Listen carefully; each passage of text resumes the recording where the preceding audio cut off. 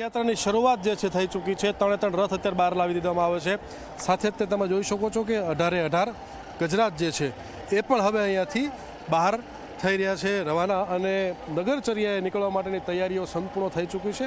આ વખતે ગજરાજને લઈને જો મહત્વની વાત કરવામાં તમે જોઈ શકો છો કે ઇન્સ્ટ્રુમેન્ટ જે છે ગજરાજ ઉપર આપને દેખાઈ રહ્યું છે એ ગઈ વખતે જે પ્રમાણે રથની આગળ જે ગજરાજ ચાલી રહ્યા હતા અને એમાંથી 2 જેટલા હાથી દ્વારા જે છે ગજરાજ દ્વારા જે છે એ કાબુ ગુમાવી દીધો હતો ને અફરાતફરી મચાવી હતી। પરંતુ હવે આ વખતે એવું ન થાય એના ભાગરૂપે તમે જોઈ શકો છો કે ઉપર 360 ડિગ્રીવાળા સીસીટીવી કેમેરા સાથે તે સાઉન્ડ માટેનું કે આગળની તરફ જે છે એ સાઉન્ડ કેવા પ્રકારનું થઈ રહ્યું છે જેના કારણે ગજરાજને કોઈ તકલીફ ન પડે તો એ સાઉન્ડ વધારે ઓછું કરાવવામાં આવશે।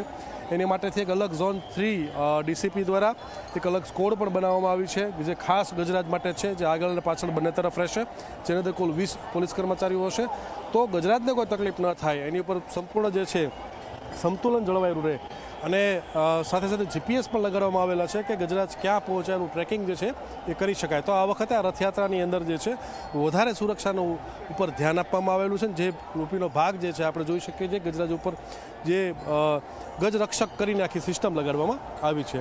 કેમેરામેન મકવાણા સાથે ઉદયરંજન, ઝી મીડિયા, અમદાવાદ। તો આપ જુઓ વિધિવત રીતે રથયાત્રાની શરૂઆત થઈ ચૂકી છે જે 18 ગજરાજો આ રથયાત્રાની આગેવાની કરશે।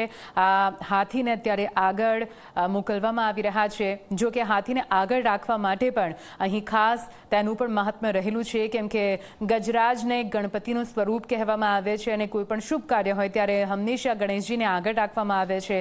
તો એ રીતે પણ અહીં જ્યારે નગરચર્યાએ નીકળ્યા છે નાથ ત્યારે તેમની રથયાત્રામાં આગેવાની કરે છે આ ગજરાજો। 18 જેટલા ગજરાજોની આગેવાનીમાં આ પૂરી રથયાત્રાનું આયોજન જ્યાં અનેક એવા અખાડા છે, ભજન મંડળીઓ છે, અનેક એવા ટ્રેક્ટર્સ છે, કેન્ટર્સ છે જે આ રથયાત્રામાં જોડાતા હોય છે અને પોતાની અલગ અલગ ઝાંખી રજૂ કરતા હોય છે।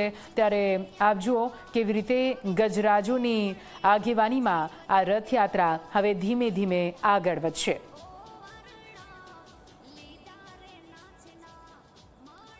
તો ઝી 24 કલાકની સ્ક્રીન પર તમે લાઈવ દ્રશ્યો જોઈ રહ્યા છો અમદાવાદની 149મી રથયાત્રા જ્યાં જગતનો નાથ નગરચર્યાએ નીકળ્યો છે। ભગવાન અને ભક્ત વચ્ચેનો અનેરો સંબંધ અને તેમાં પણ આજનો દિવસ ખૂબ જ